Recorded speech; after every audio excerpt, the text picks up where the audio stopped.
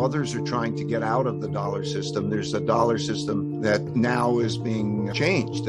India is dealing directly with Russia, and holders of dollar-denominated assets don't want to hold those dollar assets if they feel that they're going to be grabbed and so on. There are things that are happening in our lifetimes that never happened before. The amount of spending, financed by debt, the amount of internal conflict, the rise of great power in the form of China to challenge the existing world order, and so on, the alliances with Russia and all of that. And so I needed to study the rise and decline of reserve currency, so I went back 500 years to see the Dutch guilder and the patterns of the past.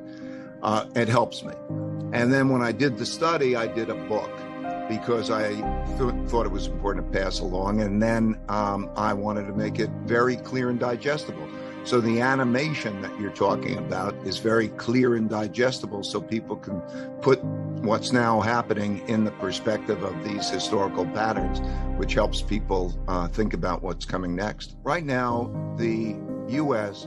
is imposing sanctions. Sanctions it's a form of economic warfare, and it has a big implication for the dollar, right? Okay, now others are trying to get out of the dollar system. There's a dollar system that now is being changed.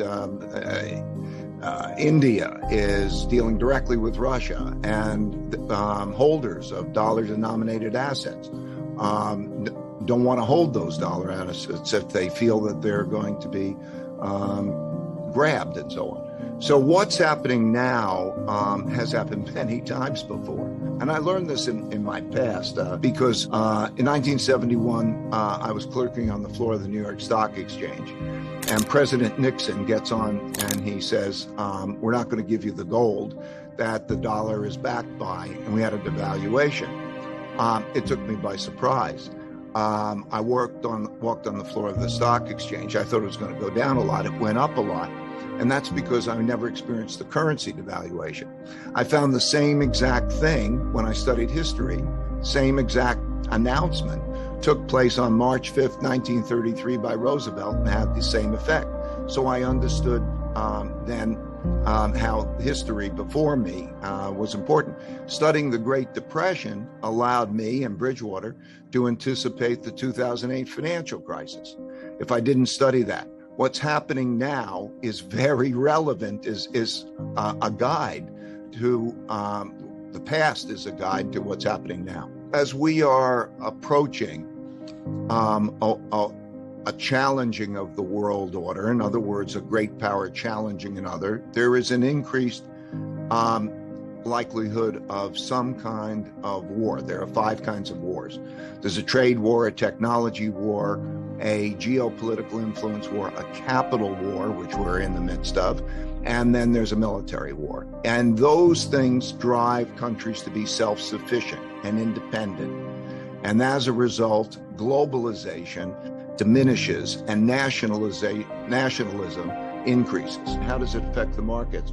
It affects the value of money, most fundamentally. Like what we're seeing now is that the value of money, when you run very large deficits and you have to spend a lot. You have to spend a lot on social programs. You have to spend a lot on defense. You have to spend a lot on environmental programs and so on. And so when you spend a lot more money than you earn, then you have to print money to make up that difference, to make the purchases. And then that devalues money. And so it's like the examples I gave you of the 2 currency devaluations that you had before. 1971 led to the inflationary period of the 1970s. And so you have the stock market. Yes, the stock market goes up and other things, but cash is trash. And people then begin to learn that the bonds that they're holding have negative returns. And it starts to change the value of money. The value of money, the value of dollars and so on. So money goes into other assets. It produces more of an inflation, and you start to enter a certain type of environment. And the environment that we're in is beginning to be very much like that of the 1970s. And so I think that what you have to think about is the value of money. How much money does one have in debt instruments, and do you want to own that as an asset? I think they're bad assets, and so and then how do you diversify? And the system also has to deal with what is money? What is money? Is the dollar going to remain the same sort of reserve currency? And then you see the development of alternative monies. We're seeing a variety. I think different types of money will compete with each other in the environment we're in. Maybe it's crypto, maybe it's gold, maybe it's other things. Maybe the digital renminbi competes with the U.S. dollar.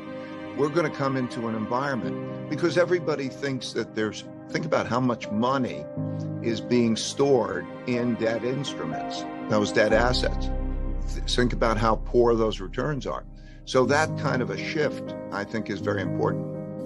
Can the dollar stay the world's reserve currency when we are when inflation is at this high current level and likely to remain this way for some time? So all currencies have a lot of debt. And so when you look at one relative to the other, there will be a lot of printing. I mean, currency equals debt. And when you hold a currency, you're holding a debt instrument. And so all of those will decline in value relative to other things. Now, will the dollar decline more than other currencies? It's almost certain that we're going to come into this environment. We're in this environment in which there's a shifting of those currencies. So you're going to see more of China's renminbi being used. You're seeing India have a direct link with Russia on the currency. So we're in an important change in the currency. But how that is a store of wealth is a different question. So a currency is a medium of exchange and a storehold of wealth. And its storehold of wealth is now a problem, particularly for the dollar, but it's also a problem for other countries. So that's why you have inflation. As money goes into other things and the cost of borrowing is so low relative to the inflation rate, then it encourages the borrowing of money and the sale of money. In other words, not holding financial assets like that. So yes, I think you're changing the nature of what money is and what the dollar is as a storehold of wealth.